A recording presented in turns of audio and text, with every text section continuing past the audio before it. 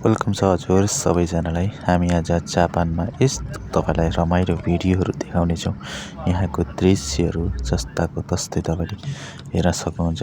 यसरी यो हिमालमा हिउँ छपक्कै भरिएको रोडको बाटोमा हिउँहरू त्यति धेरै एकदमै ठुलो सङ्ख्यामा देख्न सक्नुहुन्छ। साथीहरू, तपाईँ यो भिडियो हेरेर मनोरञ्जन लिनुहोला। कतिलाई जापान होक्काइडो भन्ने ठाउँ कस्तो होला भनेर थाहा छैन भने यो भिडियो मार्फत तपाईँले हेर्न सक्नुहुन्छ। यहाँ कति हिउँ पर्छ भनेर, हिमपात हुन्छ भनेर त्यो दृश्य पनि तपाईँले हेर्न सक्नुहुन्छ। यहाँ जति धेरै हिउँ परे पनि गाडीहरू हिँड्नका लागि र मान्छेहरू हिँड्नका लागि चाहिँ बाटो रातारात सफा गरेको हुन्छ, बनाइएको हुन्छ। साइडमा हिउँ एक मान्छेभन्दा अग्लो हिउँहरू हुन्छ, तर बाटोमा हिउँ खासै हुँदैन। गाउँघरमा पनि यसरी हिउँहरू यति धेरै थुपारिएको हुन्छ। घरको छाना छानामा हिउँहरू हेर्न सक्नुहुन्छ। घरको छाना छानामा आइस जमेको हुन्छ र पनि एकदमै सहज तरिकाले, सहज ढङ्गले यहाँको सरकारले चाहिँ बाटो व्यवस्थापन गरिदिएको हुन्छ। राम्रो हुन्छ। तपाईँले हेर्दै हुनुहुन्छ, यो भिडियो मार्फत हेर्नुहोस्। गाडीमा कति धेरै हिउँहरू जमेको हुन्छ। घरको छानामा कति धेरै हिउँहरू जमेको हुन्छ। त्यो दृश्य पनि हेर्दै मनोरञ्जन लिनुहोला। र बाटोबाट मैले तपाईँलाई यहाँको जापानको होक्काइडोको गाउँको अवस्था कस्तो छ भनेर तपाईँले कति धेरै हिउँ छ, कति चिसो छ भनेर सोच्न सक्नुहुन्छ। तपाईँ त्यति धेरै चिसो, त्यति धेरै जाडो छ र पनि यहाँको एकदमै व्यवस्थित गरिएको छ। तपाईँ रातभरि हिउँ पर्छ, तर रातारात हिउँ हटाएर बिहान उठ्दा जस्ताको तस्तै बाटो हुन्छ। कोही मानिसलाई पनि असर गरेको हुन्न। सबैले आफ्नो काम आफै गर्छन्। यहाँ कसैलाई बिहान उठेर कुनै ठाउँमा काममा जानु छ भने त्यो मान्छे आज हिउँ परेको छ, जान पाउँदिन भन्न पाउँदैन। किनभने यहाँ सबै ठाउँमा रातारात नै बाटो सफा गरेको हुन्छ। एकदमै राम्रो व्यवस्था छ। साथीहरू, तपाईँ पनि जापान होक्काइडो आउँदै हुनुहुन्छ भने यहाँ तपाईँ आउँदा नडराउनु होला। किनभने यहाँ एकदमै सुक्खाहरू पनि धेरै छ, मार्केटहरू पनि धेरै छ। तपाईँले बुझियोस् टोकियोतिर आएर बरु कामहरू नपाउनु होला, तर जापान होक्काइडो आउनुभयो भने कामहरू तपाईँले एकदमै सजिलैसँग पाउन सक्नुहुन्छ। किनभने यहाँ चिसोको कारणले गर्दा खासै विदेशीहरू धेरै छैनन्, विद्यार्थीहरू पनि खासै हुँदैन। त्यही भएर तपाईँले पढ्न पनि पाउनुहुन्छ र काम पनि आरामका साथ यस ठाउँमा तपाईँले कामहरू गर्न पाउनुहुन्छ। हेर्नु त कति रमाइलो छ। एकदमै जता हेऱ्यो त्यतै सेतो बाटो हेऱ्यो एकदम राम्रो छ। यो कसरी यस्तो बनाएको होला। बिहान रातभरि सुतो, बिहानभरि उठ्दा हिउँ कम्मर आएको हुन्छ र पनि बाटो एकदम सफा हुन्छ। मानिस हिँड्नका लागि बाटो पनि छुट्टै एकदमै व्यवस्था गरिएको हुन्छ।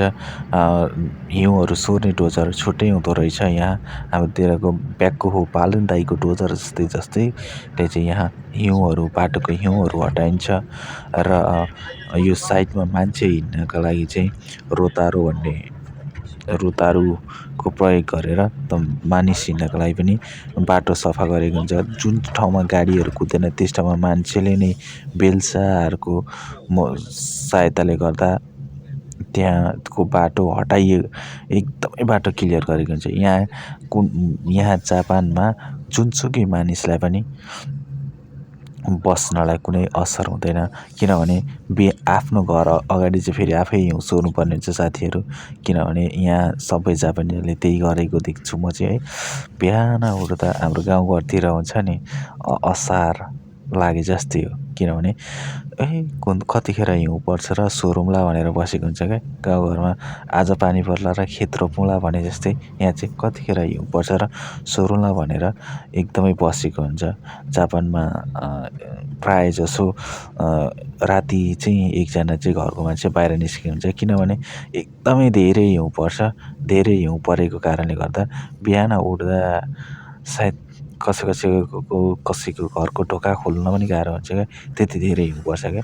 बाहिर घरको एक मान्छे हिउँ परेको हुन्छ, कम्मर हिउँ पर्छ, अनि त्यतिखेर यहाँका जनताहरूलाई गाह्रो छ क्या, गाह्रो छ। बाहिरबाट हेर्दा जस्तो देखे पनि यस ठाउँमा आएर भित्री बस्दाको पीडा छुट्टै नै होला, जापानिजहरूलाई छुट्टै पीडै होला। तर व्यवस्था भने एकदम राम्रो छ, बाहिर रोडको व्यवस्था, मान्छे हिँड्ने बाटोको व्यवस्था छ, घरको व्यवस्था आफैले गर्नुपर्ने हुन्छ। बिहान उठ्ने हिउँहरू हटाउने, यहाँ त बिहान हाम्रो गाउँघरतिर एकदमै बर्खा लागे जस्तो क्या, चैत वैशाख बर्खा साउन भदौको हुन्छ नि, बिटा बोक्ने बेलामा चकाभरि र धानहरू उठाउने बेला अनि खेतहरू रोप्ने बेलामा जस्तो हुन्छ त्यस्तै हो। यो हिउँ परेको बेला चाहिँ यहाँ चाहिँ कम्मरभन्दा माथि अहिले त रोडको साइडबाट हिँड्यो भने पारिपट्टि देखिँदैन, अहिले चाहिँ अलिअलि देखिन्छ है।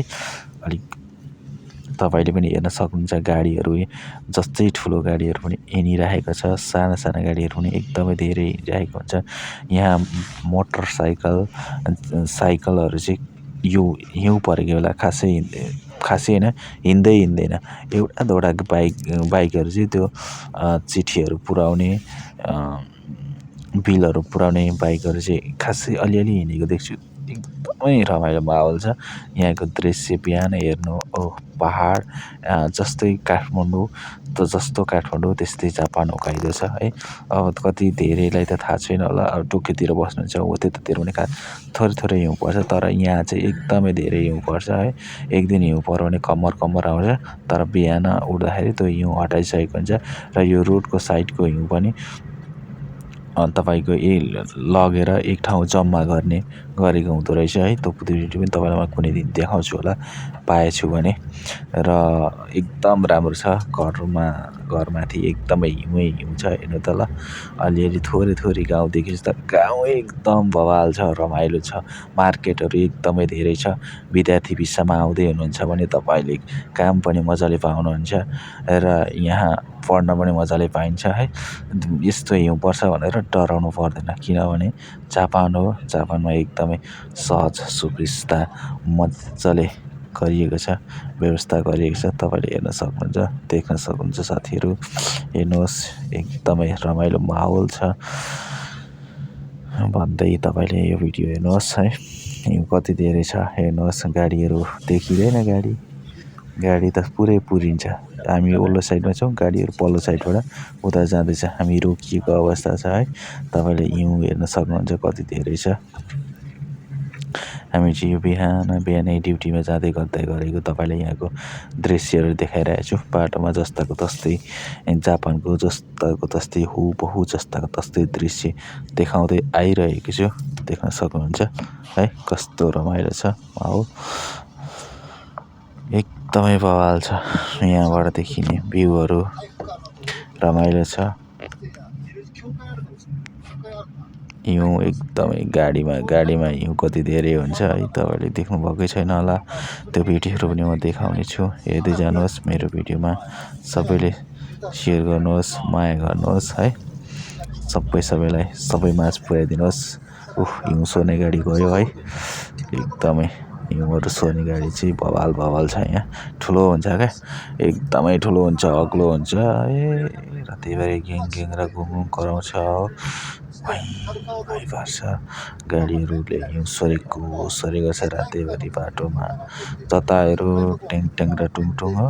यहाँ त बवाल रमाइलो छ क्या, घुम्नलाई एकदम रमाइलो छ, बस्नमा पनि एकदम रमाइलो छ। तर बाहिर हिँड्नलाई अलिक चिसो छ, हामी माइनसमा छौँ, र पनि माइनसमा भए पनि यसो बाहिरको माहौल देखाइरहेको छु हजुरलाई, कस्तो लाग्छ है। कस्तो दामी पहाड देखिन्छ होइन त, बवाल छ है। हाम्रो नेपालमा हिमाल जस्तै हो, पछि चाहिँ एकदम हिमाल होइन जङ्गल हो, तर अहिले चाहिँ हिमाल जस्तो भएको छ है। हामी यहाँ आउँदाखेरि अलिअलि जङ्गल चाहिँ थियो, हिउँ परेको थिएन, पातहरू ओइलिँदै थियो। अहिले चाहिँ पातहरू सबै झरिसकेको छ, पातहरू झरीहरू।